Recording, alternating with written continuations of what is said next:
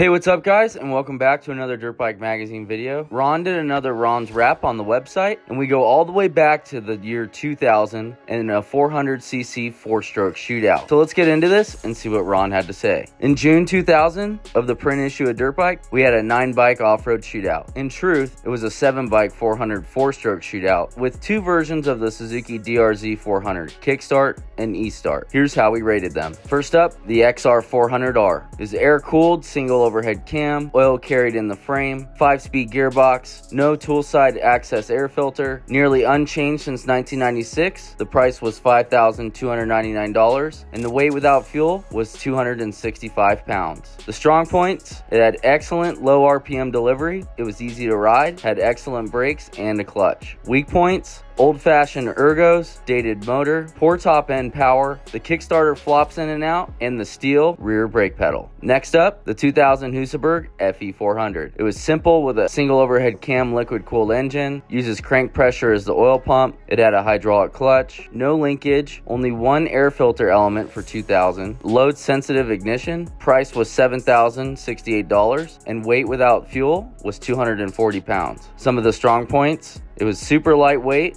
it had great torque, it revved so high only dogs could hear it, and it was a competitive racer at any level. Some of the weak points: it had a weird clutch feel, it had a hard to turn throttle, a wide fuel tank, and required aggressive riding. Next, the 2000 Husqvarna TE410. It had new bodywork and ergos, new steering geometry and single-sided pipe, side access air filter. It went for $6,199 and the weight without fuel was 260 pounds. Some of its strong points: it had smooth tractable power, strong brakes, spread out comfortable rider position, and tractable smooth power. Some of the weak points: sleepy throttle response, kinda slow, creaky clutch cable, hard turn throttle, and too much vibration. Next, the 2000 KTM 400 EXC. It was a liquid-cooled, single overhead cam motor, same carb as 1999 YZ400, Japanese ignition, electric starter and kickstarter. It went for $6,995 and the weight without fuel was 257 pounds. Some of the strong points were unbelievably light for an e-start bike. It felt really light, versatile suspension, great throttle response, a roomy layout, and hydraulic clutch worked flawlessly. Some of the weak points: it had a mushy front brake, slight head shake at speed, and rejetting necessary for mild elevation increases. Next, the Suzuki DR-Z400. It was available in electric or kickstart. A kickstarter could be installed on the E version. Liquid cooled, dual overhead cam engine, very YZ-like. Side access airbox. Electric start version was $5,349 and the kickstart version was $5,249. The weight without fuel on the kick version was 268 pounds. The weight without fuel on the electric start version was 277 pounds. Some of the strong points were great low-end power, great top-end power, it was slim, and it had a super quiet muffler you don't have to chuck. Some of the weak points were tall seat height, rearward sloping seat, cramped riding position, mushy suspension, and the battery can be drained by leaving the key on. Next, the 2000 Yamaha WR400F. It was a dual overhead cam liquid cooled 5-valve engine, electric sensors and gadgets everywhere, new steering geometry. It was priced at $5,899 and the weight without fuel was 265 pounds. Some of the strong points were excellent top-end power, great suspension, and super stable at speed. Weak points: sleepy low-end power, seat position was a little too far back, goofy throttle stop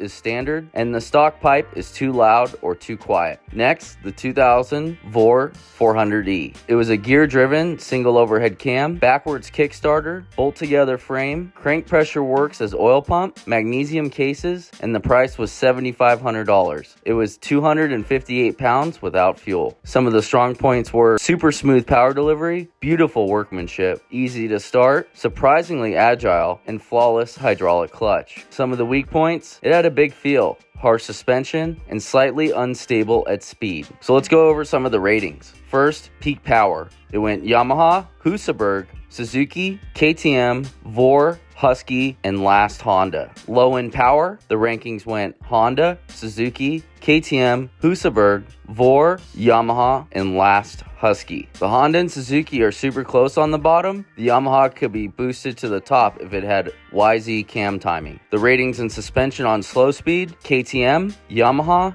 Husaberg, Honda, Suzuki, Husky, VOR in last place. Both the KTM and the Yamaha are a notch above the others. The Suzuki and the Honda are good in the slow stuff, but don't try to upshift. The rankings in suspension on high speed: Yamaha, KTM, Husaberg, Honda, VOR, Husqvarna, and Suzuki in last. The Yamaha clearly has a Western heritage. The Suzuki is truly bad in high-speed whoops. Ranking in the turns: Honda, KTM, Suzuki, Husaberg, VOR, Yamaha, and last, Husky. There are all kinds of churns. This is a rating for super tight stuff. As the speeds increase, the Suzuki and the Honda drop in the standings, while the VOR, the Husky, and the Yamaha go up. In the stability rankings, it went Husky, Yamaha, KTM, Husaberg, Honda, Suzuki, and VOR. Actually, the Husky and the Yamaha are truly stable at speed. The other 5 are just different shades of twitchy. In the details ranking, it went VOR, KTM, Yamaha, Husqvarna, Suzuki, Husaberg, and lastly Honda. The VOR is a virtual museum piece with amazing attention to detail. Honda should be embarrassed by the floppy kickstarter, bendable brake levers, and ill-fitting air filters that their riders have to put up with. And as you can see here, we dynoed all the bikes at White Brothers at the time. You can see the peak power from each bike: the Honda at 30.1, the Husaberg FE400 at 42, the Husqvarna at 37.2, the KTM at 39.1, the Suzuki at 38.4, the Yamaha at 43.5,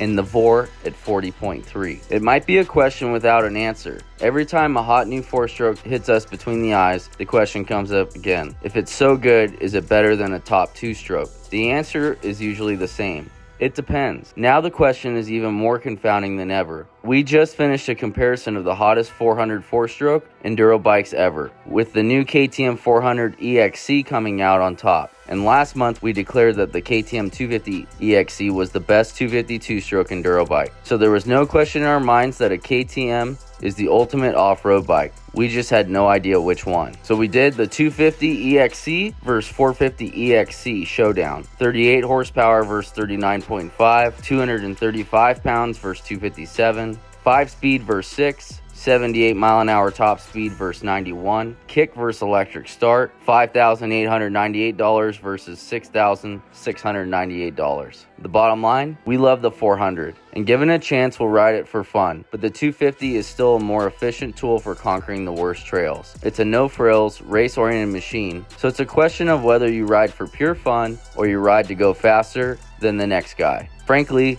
we believe you need to have both. The best 2 off-road bikes of 2000 were the KTM 400 EXC and the KTM 250 EXC. So that's a little wrap up from Ron's wrap on the website. We know not everyone likes to read and they'd rather watch a video, so that's what we did here. Thanks for checking out this throwback story from Ron Lawson, editor of Dirtbike Magazine. We have more stories like this on the YouTube channel and the website. And until next time, we'll see you down the trail.